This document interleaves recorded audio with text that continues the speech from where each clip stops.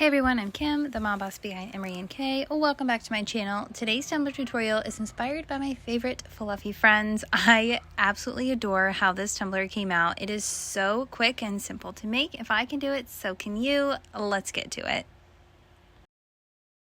All right, so as always, we're gonna start with our fully prepped tumbler. For glitter today, I'm using Cahoots and Uncut Gem. These are both from the Glitter Guide. Cahoots is actually a fusion that I worked with our creative team to create, and it is my favorite fusion of all time.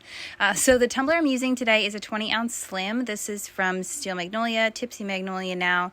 I don't know if they still sell this style, but any skinny will work just fine for this, or really any tumbler you have. So first, I put epoxy on my tumbler. I just went ahead and applied it, scraped off all the excess. I let it spin for about 15 minutes to thicken up a little bit. And I'm just going to go in with that Cahoots. I'm going to do a solid but light coat with that. I'm not going to go like all in because I want to still have some spots with epoxy on it to sprinkle on my Uncut Gem. So as you saw there, I'm literally just kind of gathering a pinch in my fingers. I have my hand about 12 inches away from my tumbler, and I'm just going to kind of slowly spin this tumbler as I'm sprinkling on this Uncut Gem. There is no rhyme or reason as to where I'm putting this. I'm just giving it a little sprinkle just because I didn't want to have just one glitter. I wanted to add some chunky. That's my favorite, and I'm always looking for an excuse to use it. Don't forget the bottom. Once you're happy with your glitter, go ahead and put it on your turner to cure, and then you will want to do a coat of your Rust-Oleum 2x clear gloss sealer and epoxy it until smooth. I'm using the clear cast resin from the Glitter Guide. This stuff is amazing, so all I needed was one coat and my cup was ready for decals.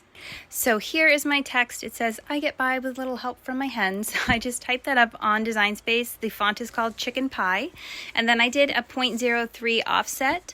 So my offset I cut out of this matte rainbow holographic from Teckwrap. This is like my favorite offset vinyl to use. I love this one. And then for the top text, I just did straight white. This is just Oracle 651. I have a big roll of it. So first we're going to apply our offset. I always want to use my ruler to measure to make sure it is straight. I used to just eyeball it, but then I got tired of having to pull decals off. So just use the ruler. I promise it'll save you the hassle. So we're going to do the hinge method to apply this. We're going to remove half the backing, push that decal down, then pull the other side up, remove the other backing, and apply that to our tumbler. So now we're going to go ahead and layer on our text. And if you've seen my other tutorials, you know that I like to layer my text line by line versus the whole thing at once. This just helps me get everything lined up perfect the first time, so I don't have to remove anything and recut. But you can layer it however you want. Your craft room, your rules. So I didn't record the whole thing, but here you can see I'm just throwing on that first line, and then I will go through the rest of it, and I will see you after to do the chickens. This is literally the best part, and it is so adorable. So I went ahead and printed my chickens and cut them out with my Cricut. I used printable vinyl. This is from Amazon. I cannot remember the name of the brand off the top of my head, but I will link it down below. I will also link this chicken art. They are from Etsy, and they are literally so precious.